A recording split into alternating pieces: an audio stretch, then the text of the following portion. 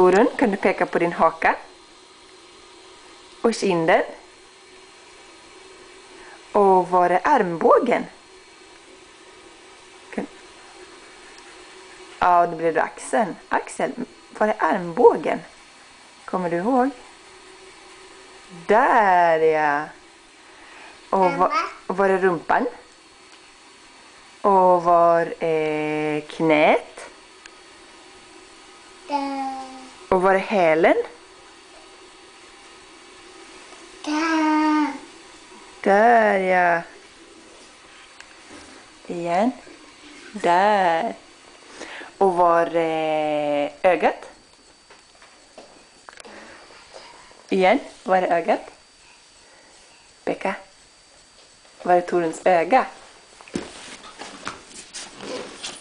Ena. Där är ena, ja.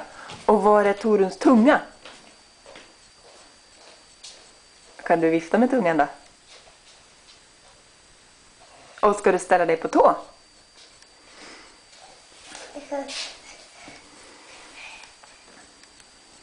Ja! Mamma. Mamma kan stå på tå. Först får du klappa händerna för du var så duktig. Hurra!